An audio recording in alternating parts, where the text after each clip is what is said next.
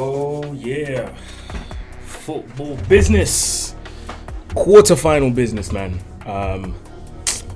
My heart's broken, but we'll get to that in a minute. First things first, what's going on, people? Welcome back to the channel. You know the face, you know the name. Aaron here, back again with another video. Shout out to everybody always tuning in, always showing love, support, all of that good stuff, man. I appreciate every single one of you. Obviously, as you can see, still in Germany, still at my cousin's studio, and yeah, man, we are getting closer to the Euros 2024 finals. The quarterfinals have happened in the last few days, and I'm going to talk about it. And you know what? We're going to work our way from the most recent all the way to the first quarterfinal. And shout out to everybody always tuning in as per usual. It's road to 13k. We're closing in on 12.7. And yeah, man, I appreciate the interactions in the comments. I appreciate every single one of you getting involved, having conversations, in the comment section. So shout out to every single one of you, man. You guys are absolute legends. Yeah, listen, let's start off with the most recent quarterfinals. Actually, let me bring out my phone for this, because obviously I like to say things correctly. So, yeah, let's start with the first quarterfinal that we're going to talk about. England won, Switzerland won, but England go through on penalties 5-3. And honestly, you know what, yeah, I could be sat here talking about the way England don't play well, I could be sat here talking about how England don't play well. They always scrape. They always have to scrape it. You know, it's not always the prettiest football. The quality of passes sometimes is not good. I could be sat here talking about all these intricacies, as I usually do. But for this one, even though I don't support England, because obviously you guys know who I do support when it comes to tournaments, I'm just happy that England, and specifically black players, won a penalty shootout. And yes, Cole Palmer's black. Do your research. Listen, I'm just happy the man them put England through that penalty shootout. And shout out to Pickford as well for saving one. Excuse me. Obviously, I've seen a lot of stuff go around on social media. And for some reason, it seems like it bothers people when we say, shout out to the black players for scoring all of their penalties. It seems to bother people. Now, let me just say it straight up, yeah. Let me just say it, yeah, no filter. If that bothers you, that's a you problem. If this bothers you, that's a you problem, because more often than not, yeah, it's those same people that were most likely involved in dashing out racial abuse to Saka, Rashford, and to Sancho when they missed their penalties in 2020, 2021. It's those same people. Because if you don't care, then if you're just happy that England won a penalty shootout and are through to the semi-finals, then you're just happy no matter who it is that took the penalty. You should be happy, and that's it.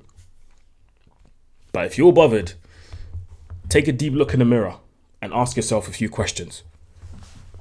Because those are the same people, yeah. As soon as you talk about racism, they're always the first ones to say, but why'd you have to bring racism in it? Why'd you have to cause division? No, we're not causing division here. We're just reminding people. Of what happened 3 years ago. It's not that long, you know. People try to make it seem like it was ages ago. No. It was 3 years ago, so it's still very recent. Do you see what I mean? Which is why I have to big up Bukayo Saka, because obviously he was one of the players that missed the penalty in 2021. And this is what people don't understand. This is why he's being celebrated so much, Bukayo Saka, and big up to him. And you man probably saw the Sancho post as well on his story. He said, you did it for me and Marcus, because all three of them know what it was like back then. And I bet none of these racist guys, yeah, that celebrate now know what it felt like for Bukayo to walk up to the penalty spot last night, put the ball down, take the steps backwards, run up to the ball and shoot. They don't know what it felt like because, listen, I don't know Bukayo, innit? He doesn't know me.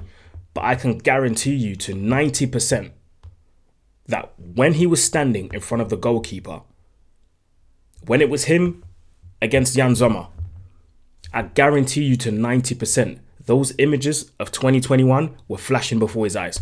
100%, bro. Guarantee you that. He must have thought, rah, what if I miss again? It must have crossed his mind. But people don't think about that. So yes, those 5 black players are going to be celebrated. And I told you guys before, rivalry aside, me not supporting England aside, me supporting a different nation aside, club bias aside, I am just happy that 5 brothers took their penalties for England and England are through to the semis because of them. So I have to salute them. Do you see what I mean? I have to salute them. Because we all know what kind of story it would have been if one of those brothers missed their pens. We all know.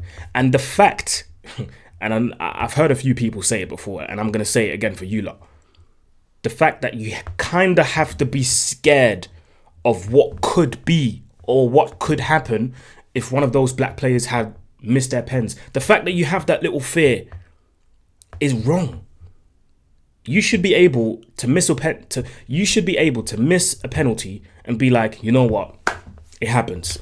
Everybody misses a penalty. Yes, you can be angry and frustrated. It happens. As fans, that's what we do.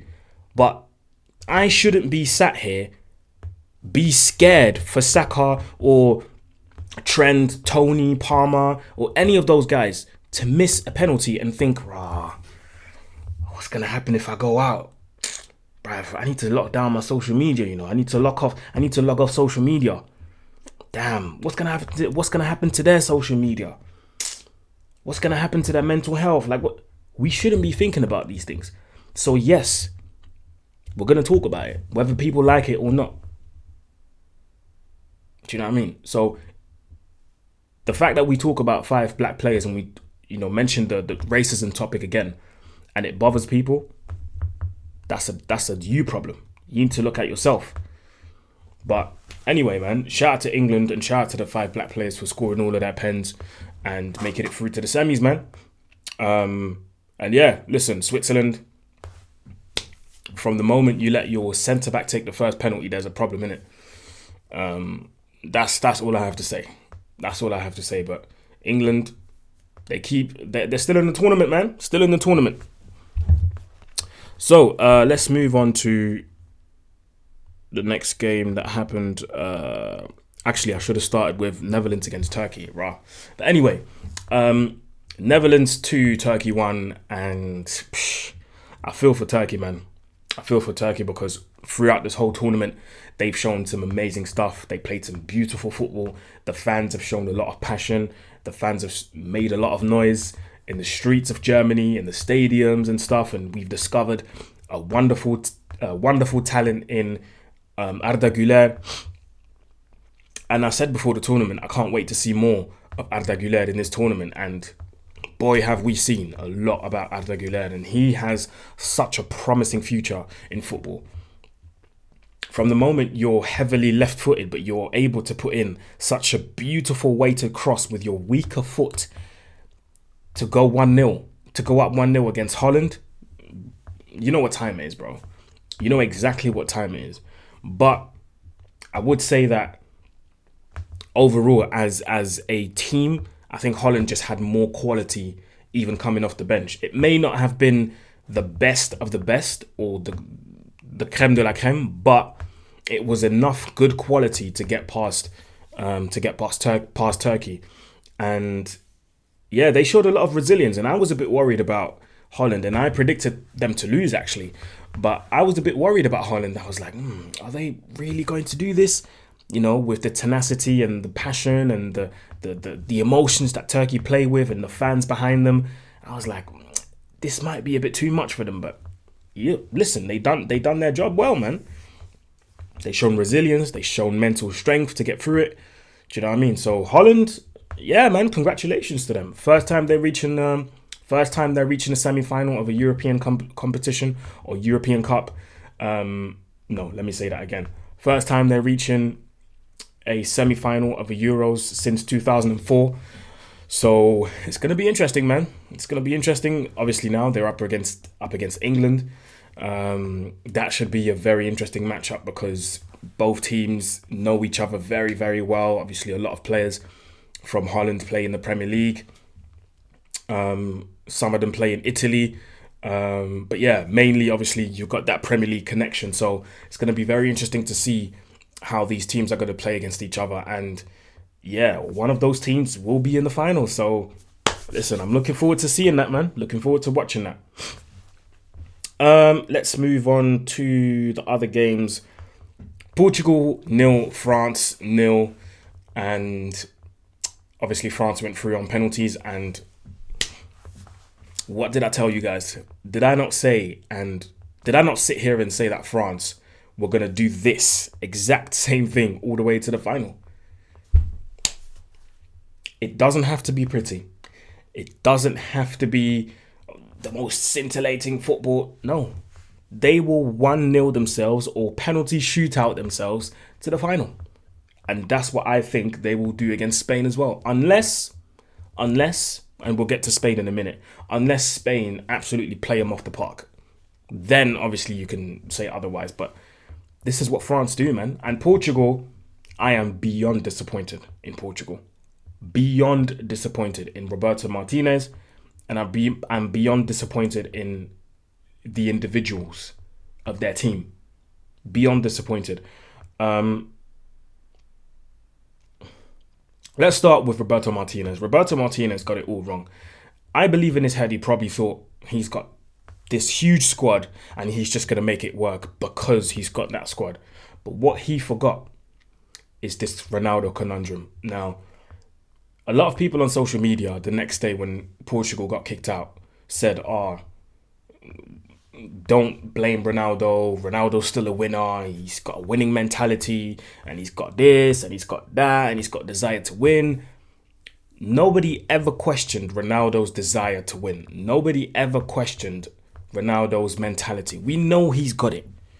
But what people fail to understand is that age is catching up with him, man. Unfortunately, but it's just the way it is. It's the way of life. Age is catching up to him and we can clearly see it. I sat here last time, or not here, but I told you guys last time that Ronaldo is better off coming off the bench. And I got absolutely rinsed in the comments.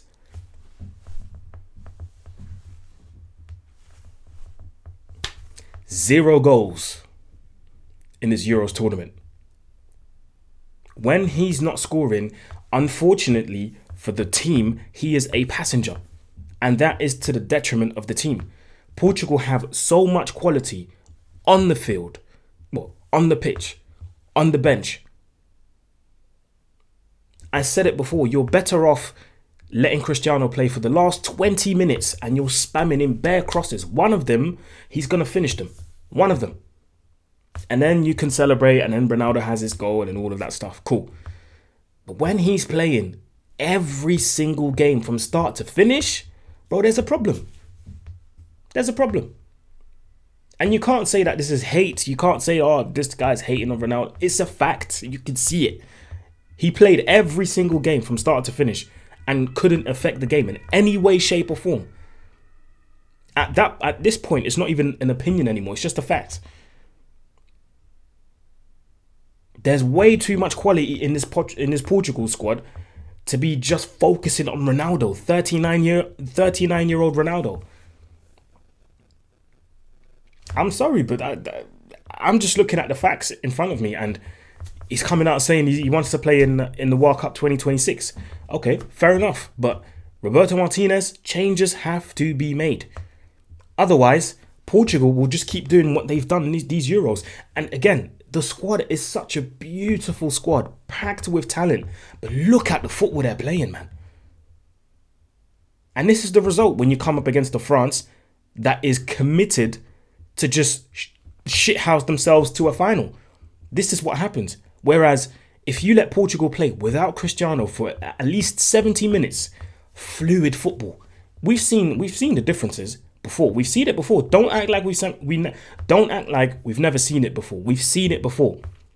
Without Cristiano, the football is fluid. Do you know what I mean? It's easy. When Ronaldo's on the pitch, you have to give him the ball. I told you guys before, if you was to freeze